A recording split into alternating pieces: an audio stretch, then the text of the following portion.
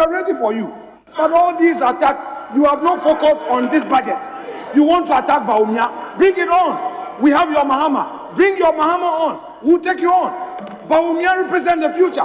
You don't know that? Bawumia represent the future. What did your Mahama do? We are waiting for all of you. Mr. Speaker, I don't understand. We are waiting for you. What did you do in your 8 years? What did you do in your 8 years? Kojo is ready to debate.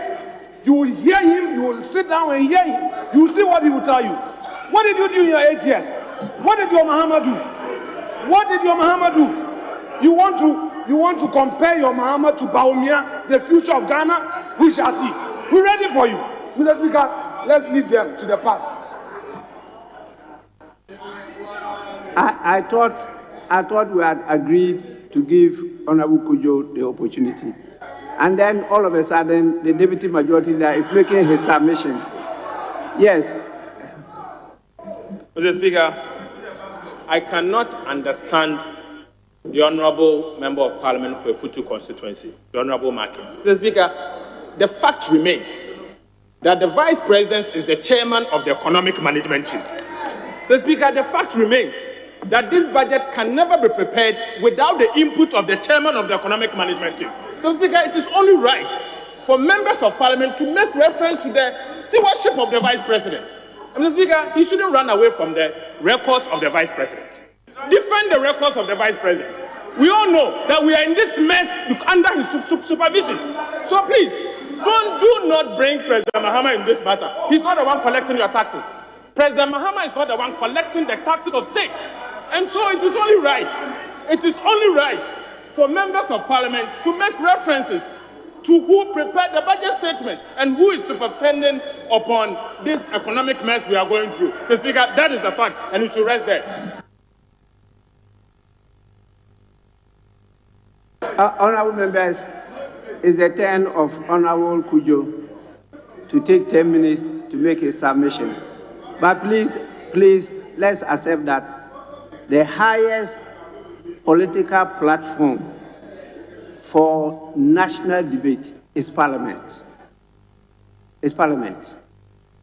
Let's accept that. That is what the concept is about. The highest political platform for national debate is Parliament. With this, we go on. Honourable Kojo. Majority Leader.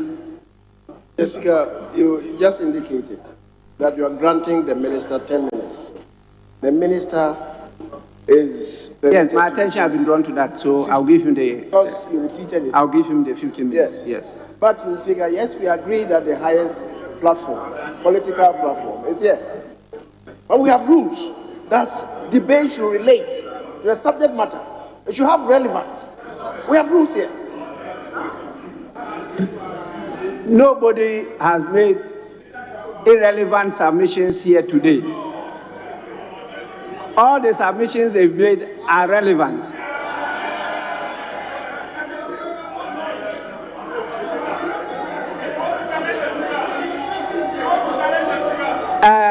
It's neither the minority or the majority who determines the relevance.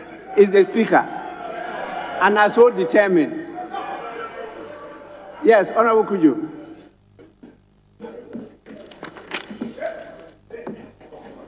Thank you, Mr. Speaker, for the opportunity to contribute to the debate on the budget statement and economic policy of the government of Ghana for the 2024 financial year, presented to your House, Mr. Speaker, on Wednesday, November 15, 2023, by Ken Oforiatta, Minister for Finance, on the authority of His Excellency Nana Addo Dankwa Akufo-Addo, President of the Republic of Ghana, not on the authority of Dr. Mahmoud Bawumia. Mr. Speaker, this is a budget of the President, not the budget of the Vice President. I am a member of the Economic Management Team, Mr. Speaker. And I emphasize that, Mr. Speaker, this document is not my budget. I debate I debate every point I'm going to make on this budget to make an emphatic statement that it is one of the best budgets this House has ever witnessed and requested to approve. Mr. Speaker, all economies around the world, including Ghana's, go through economic cycles triggered by some significant global events. And Ghana's situation is peculiar to oil prices movement and our country's export commodity price movement.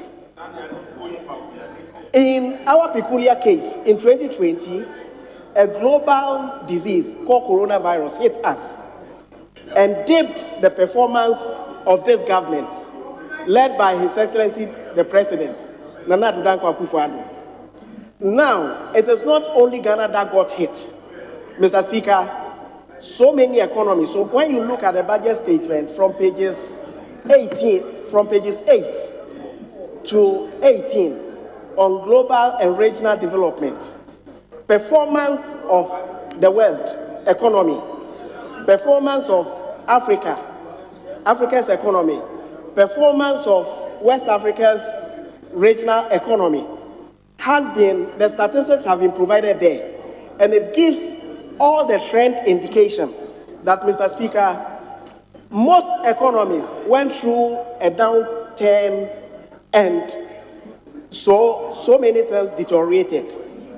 Ghana wasn't spared the effects of the disease and the subsequent war that came. Ghana wasn't spared. But Ghana having been hit and going through a turnaround, the President, through this budget, has proposed a stability for 2024 and a growth simultaneously, which gives a unique feature of this budget, Mr. Speaker. Mr. Speaker, the financial outcomes that have been spelled out here are a result of prudent economic decisions that have been made. Mr. Speaker, this House can bear witness to the fact that throughout our last sittings, whenever members from this House stood up, questions on roads, for example, were asked, and myself, my constituency, road needs are there. Mr. Speaker, these requests drive expenditures unless we do not want to live with a reality. Every request every member has made in this House pertaining to roads in the constituency drive up expenditures. As government tries to respond to that need. And so, Mr. Speaker, when you take the budget and you see a revenue proposal in excess of 176 billion Ghana cedis, an expenditure proposal in excess of 216 billion, and you see a gap which is going to lead to that deficit financing, then, Mr. Speaker, we as a House have a question to ask whether we should respond to the plethora of needs which we in this House as members of Parliament put before government, whether government should stick to the revenue proposed and ignore the needs we have, or government should borrow.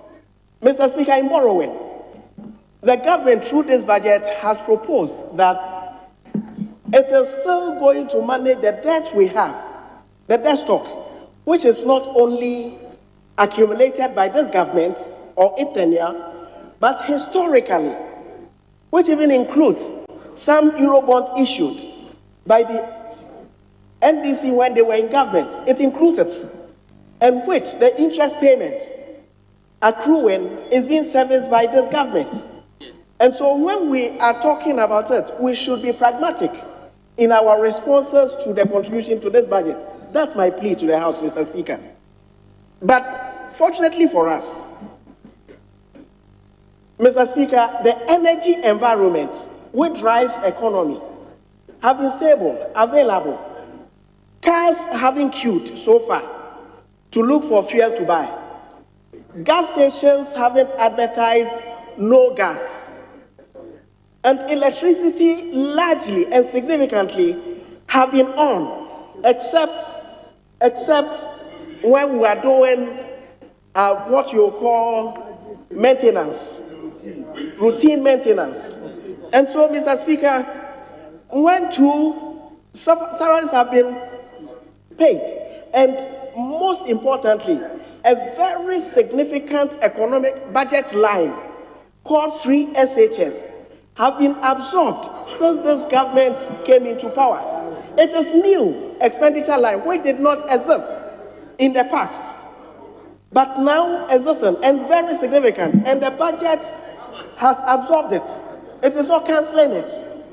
And so, Mr. Speaker, given the energy environment the government has sustained in terms of price competitiveness, given fuel availability throughout all this crisis period, we should debate this budget in that context. And when we are doing economic performance analysis, Mr. Speaker, for example, I have heard the debate on this floor, Eurobond issues.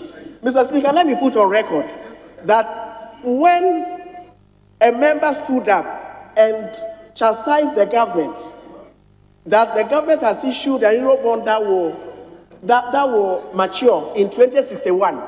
Mr. Speaker, I thought the member was going to clap for the government, that we could put in place a government that has credibility in the world, that the world financial market could take a 30-year loan from us.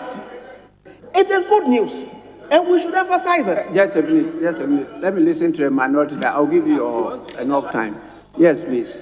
Mr. Speaker, once again, another factual inaccuracy. Mr. Speaker, the Honorable Minister of State responsible for state and enterprises has said, Mr. Speaker, that our light has not gone off unless it is for routine maintenance. Mr. Speaker, he needs to be reminded that not long ago, just within the last 2 weeks, Ghana's light went off because we were unable to pay for gas that we own to Nigeria Gas. And there was good and so he should be made aware of that and correct the record. Honorable minority leader, it will come to your turn. It will come to your turn. Yes, please. Honorable Kujo, may you go on.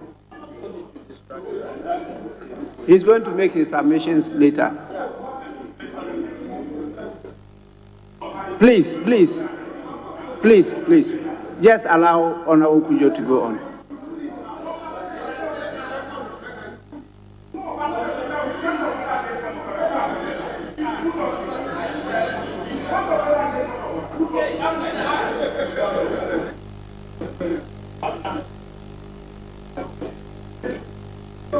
Honorable Kujo. Mr. Speaker, I want to emphasize that when the honorable member, my good friend, Honorable Ricketts Hagan, stood up and said Ghana has borrowed for 30 years, he should have clapped for the performance of the government. Because if a government can put a loan with tenure 30 years out there, and the market will lend to Ghana, then it means that we have managed the economy well. Else, Mr. Speaker, you would notice that the longest dated bond Ghana had ever issued until this government came into power wasn't exceeding 10 years. And so, for us, even in a crisis environment, to be able to issue longer dated bond, it is a sign of good economic outlook the market has for the country. And we should be happy about the performance of the government. But, Mr. Speaker, the higher expenditure projected in this, government in this budget proposes to respond to this need to a large extent. Mr. Speaker, one thing I would also want to put on record in the course of this debate is that when these loans are being contracted, it is not only the tenure that will give indication of whether the government performance is good or bad. The interest rate associated with it. I know when NDC were in government, interest rate on Ghana's loans, bonds, was up to 10%, and I called it microfinance interest rate. That was a reflection of Ghana's economic outlook. Today, that is not the case. And so, in spite of the crisis, Mr. Speaker, I urge all of us to support this budget because it gives the country the turnaround we desire in face of even the crisis that we've gone through. And so all members to support the budget and pass it for government to implement it to meet the needs we have. Mr. Speaker, thank you for the opportunity. Honorable members, before we take an adjournment, actually we are grateful to you, Honorable Kujo, because you use less than your allocation. I have a message from His Excellency the President dated 16th November 2023, and it reads, absence from Ghana. In accordance with Article 59 of the Constitution, I write to inform you that I'll be traveling outside the country on Sunday, 19th November 2023, at the invitation of the Chancellor of the Federal Republic of Germany, His Excellency Mr. Olaf Scholz, to participate in the G20 Compact with Africa conference scheduled to be held between Monday 20th and Tuesday 21st November 2023 at the Federal Chancellery in Berlin, Germany. Therefore, I will depart Berlin to London. Thereafter, I will depart Berlin to London on a private visit from 22nd to 25th November 2023. I will return to Ghana on Saturday, 25th November 2023. During my absence, the Vice President, Alhaji Dr. Mahmoud Bawumia, shall, in accordance with Article 68 of All right, so good afternoon to you, Esther. We're coming to you live from Parliament, where the parliamentary debate on the 2024 budget has just ended. It was Honorable Joseph Kujo, who is the Minister for Public Enterprises, that ended the debate. But it was also Honorable Kojo Nkrumah, who is the Minister for Information, that kick-started the whole conversation on the 2024 budget on the floor of Parliament. He was saying that the budget is cast in three modes: one, recovery; two, sustainability; and three, growth. Don't forget that the Ghanaian economy is expected to grow 2.8% by the close of 2024. In 2023, we target to do 1.5%. The Ghanaian economy is also expected to grow in nominal terms to 1 trillion Ghana cedis by close of year 2024. So Honorable Nkrumah urged the House to accept the budget and ensure that they were not extremely partisan in discussing the 2024 budget. After him was Honorable Isaac Adongo, who is a ranking member on the Finance Committee. On the NDC side, he argued that achieving 1 trillion CD GDP economy was a near impossibility looking at the current state of the Ghanaian economy. He said the MPP government has introduced some 33 new taxes since the government came into power in 2017, and he also added that the promise of moving from taxation to growth has not been achieved or realized under this particular government.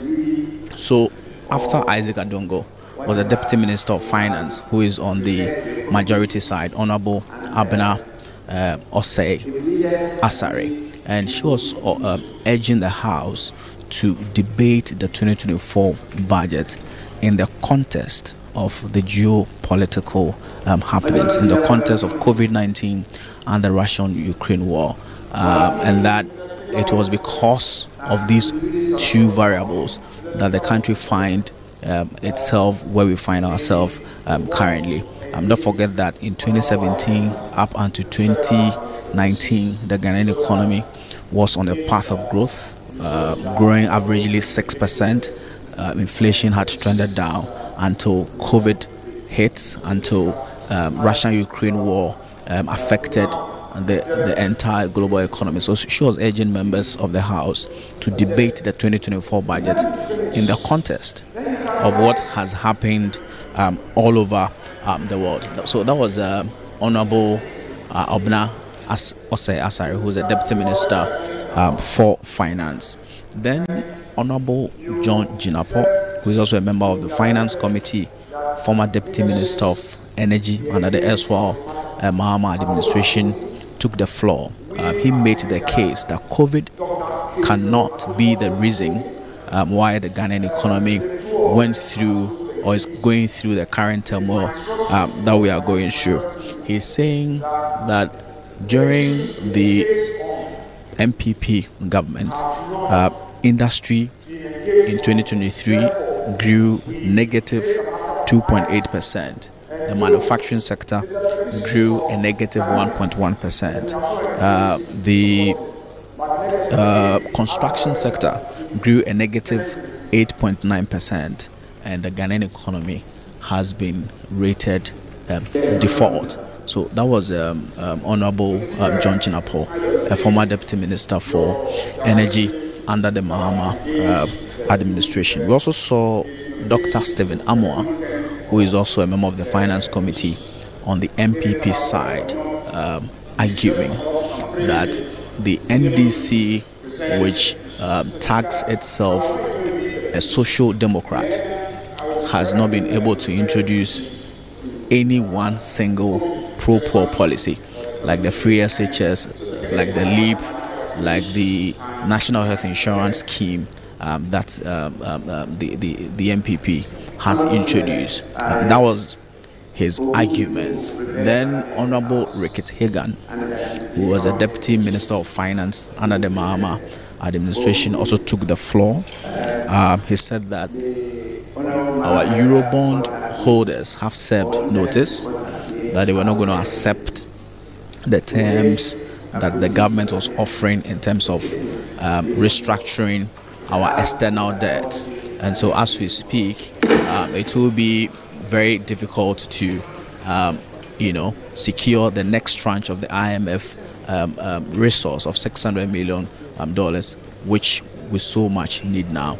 So Esther, the House is on recess now. They will be reconvening to continue other matters of the House. But for now, the debate has ended. Over to you in the studio.